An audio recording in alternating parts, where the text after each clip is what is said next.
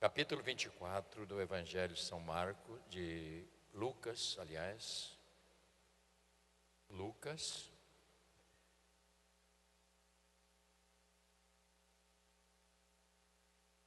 Lucas,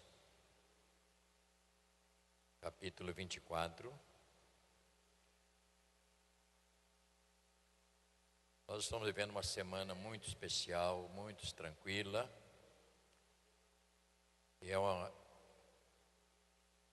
uma semana para nós refletirmos sobre principalmente a qualidade da nossa vida cristã.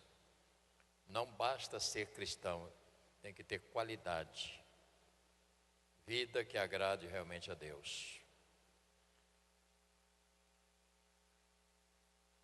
Mas no primeiro dia da semana, alta madrugada, foram elas ao túmulo levando aromas que haviam preparado. E encontraram a pedra removida do sepulcro.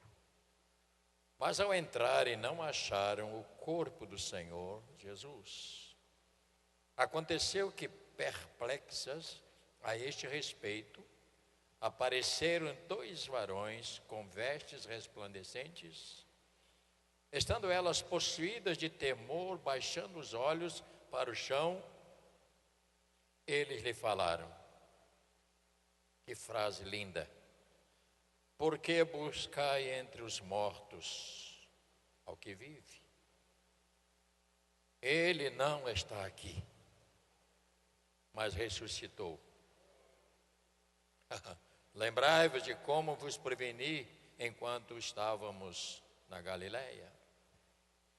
Quando disse, importa que o Filho do Homem seja entregue nas mãos dos pecadores, seja crucificado e ressuscite ao terceiro dia. Então, se lembraram das suas palavras e voltando do túmulo, anunciaram todas estas coisas aos 11, só 11 agora, um já tinha saído, e a todos os mais que com eles estavam. Eram Maria Madalena, Joana, Maria de Tiago, mãe de Tiago, também as demais que estavam com elas, confirmaram estas coisas aos apóstolos. Tais palavras lhes pareciam como delírio, e não acreditaram nelas. Pedro, porém, levantando-se, correu ao sepulcro e, baixando-se, nada mais viu, senão os lençóis de linho, e retirou-se para casa, maravilhado do que havia acontecido. Querido Pai,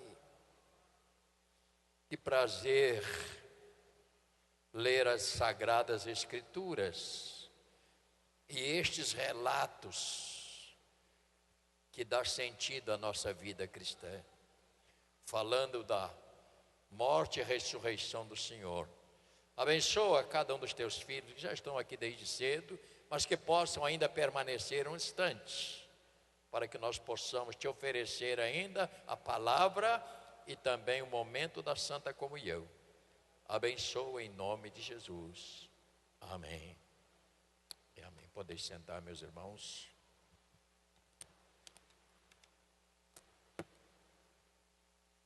Prometo não ser muito longo.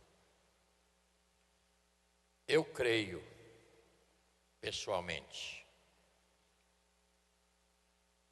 é a minha convicção que o domingo de Páscoa é uma data extremamente importante e nem sempre entendemos.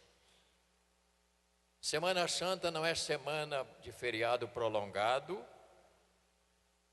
para a pessoa passear, e pode até fazer, mas para nós cristãos é uma semana que a gente deve ficar um pouco recolhido em meditação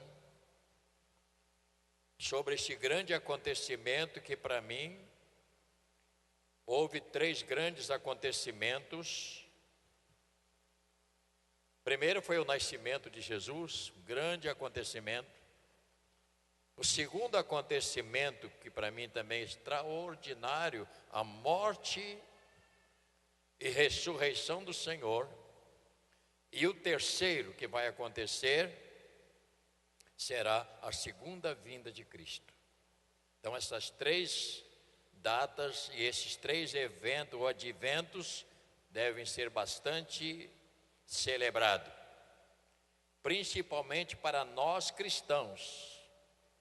É a data mais importante, pois ela é a base, ouça bem, é a base da igreja e o fundamento sólido da nossa fé. Porque se não fosse isso, eu ia ter fé em quê? Em que depositaríamos a nossa fé?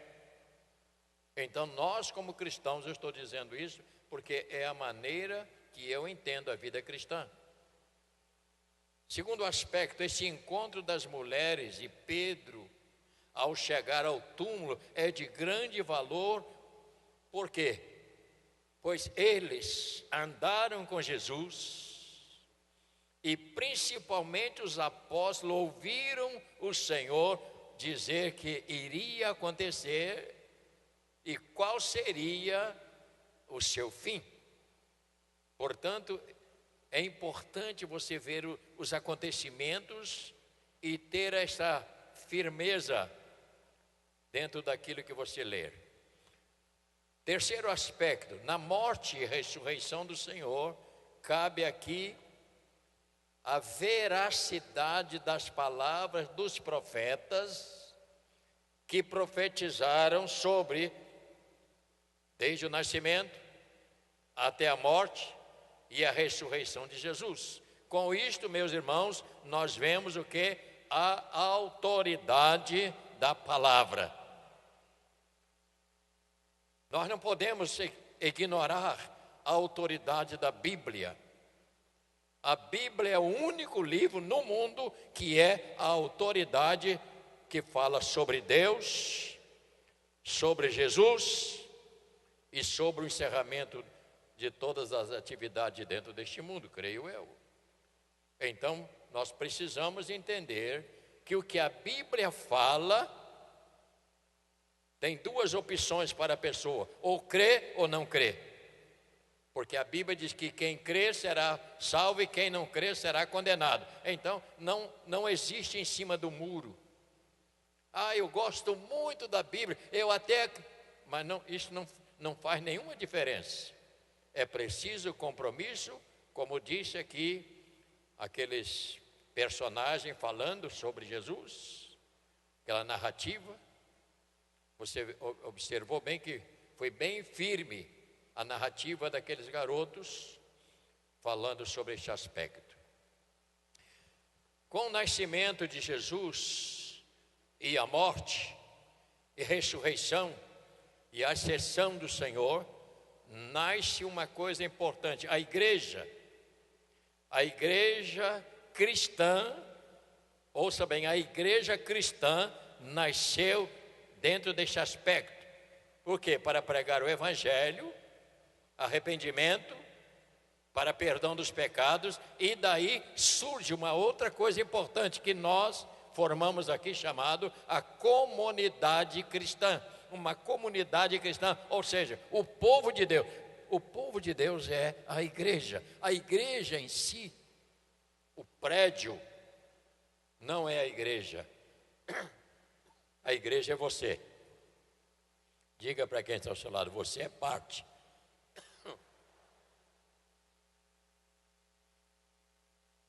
A igreja é uma comunidade que professam a Jesus Cristo como Senhor e Salvador. Então ela nasceu da morte, ela nasceu da ressurreição e ela nasceu da ascensão do Senhor, quando Ele volta para estar junto ao Pai. No capítulo, verso de número 46, nós lemos o seguinte, versículo 44. A seguir Jesus lhe disse: são estas as palavras que eu vos falei, estando ainda convosco. O quê? que importava que se cumprisse tudo que de mim está escrito na lei de Moisés, nos profetas e nos salmos. Então lhes abriu o entendimento para compreenderem as Escrituras. Verso 46, leia. Ele disse: assim está escrito, que o Cristo havia de padecer, ressuscitar dentre os mortos no terceiro dia. E mais 47, e que em seu nome há arrependimento para remissão de pecado a todas as nações, começando em Jerusalém, e vós sois testemunha destas coisas. E verso 49 ele diz o quê? Eis que envio sobre vós a promessa do meu Pai, permanecei, pois, até que do alto sejais revestido de poder. A igreja é coberta pelo poder do Espírito Santo. A igreja não é uma teoria. A igreja é um organismo vivo. A igreja é regida pelo Espírito Santo. O que é o Espírito Santo? A terceira pessoa da Trindade. E é Ele que cuida da igreja, é Ele que é capaz de nos agir nos momentos que nós passamos de luta. Ele está ao nosso lado para aconselhar, para confortar e também para exortar, quando Ele diz: não é certo o que você está fazendo. É o Espírito Santo. Portanto, a igreja é um núcleo de poder, é onde pode-se ver a manifestação do poder de Deus, salvando, curando, libertando, transformando. Só na igreja acontece. Nenhum médico, nenhum profissional pode mudar o coração de um homem. Só quem muda o coração é o Evangelho. E eu louvo a Deus por Jesus. Eu louvo a Deus pelo Senhor, que veio trazer vida para nós. Enquanto os pastores se aproximam à mesa, nossos irmãos, sem perdermos o foco, por gentileza. Portanto, Deus veio ao nosso encontro. Ele veio nos socorrer da morte, do pecado. Portanto, eu quero que você entenda esta manhã mais uma coisa. Estas exclamações dos dois varões de Deus, próprio Deus, que vieram para receber as mulheres. Eles vieram ao túmulo com isto, ouça bem, com isto, eles se tornaram uma testemunha viva da ressurreição, porque eles andaram com Jesus, eles comeram com Jesus, foram até a cruz e contemplaram a ressurreição do Senhor. Portanto, senão ficaria uma coisa vazia, ficaria algo vazio, se não fosse assim. Eu louvo a Deus pelas respostas das Escrituras. Deus veio a eles para não ficar algo sem resposta. Ouça o que eu vou te dizer ainda. Deus sempre está no controle. Sempre. Jesus aparece para ele dizendo: olha, eu falei com você que isso ia acontecer. Eu quero concluir isto, meus irmãos. Muito obrigado. Eu quero concluir. Pai querido, abençoa este momento quando nós vamos receber o pão que fala do teu corpo e o cálice que fala do teu sangue. Abençoa e unge a vida destes homens que vão agora ministrar ao rebanho, em nome de Jesus. Por gentileza, faça isso, irmão, lá em cima, e todos. Duas exclamações que eu achei extremamente importantes. Duas exclamações. Ele disse: Por que buscai entre os mortos aquele que vive? Olha para mim. Enquanto a bandeja passa, você me dê atenção.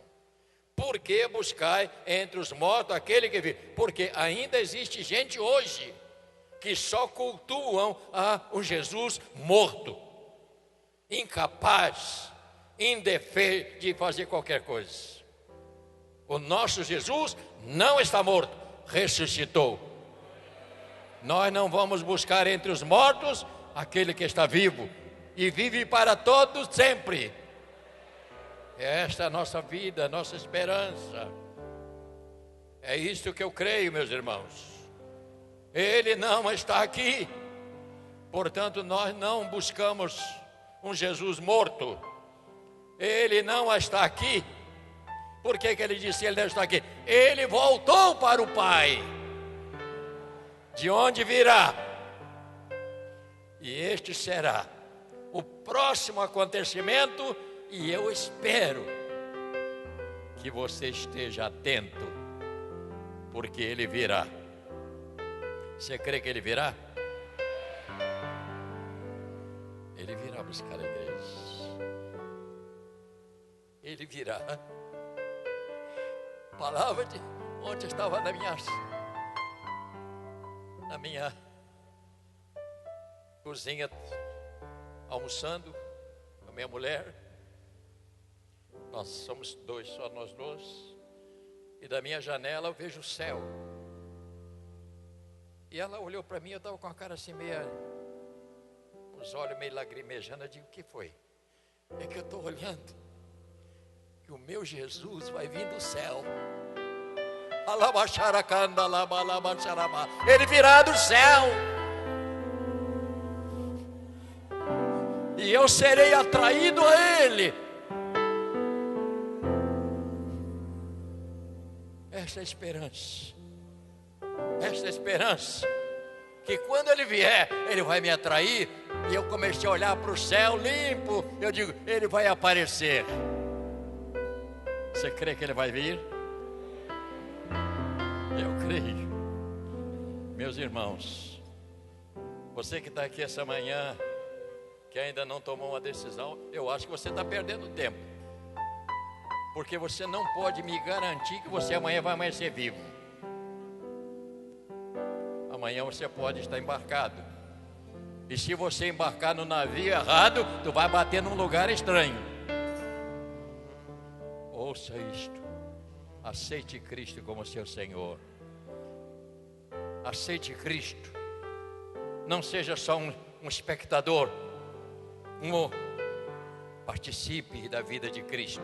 De que maneira? Eu o aceito como Senhor e Salvador, para viver com Ele. Glórias ao nome do Senhor. Glórias ao nome. Glória seja o nome do Senhor.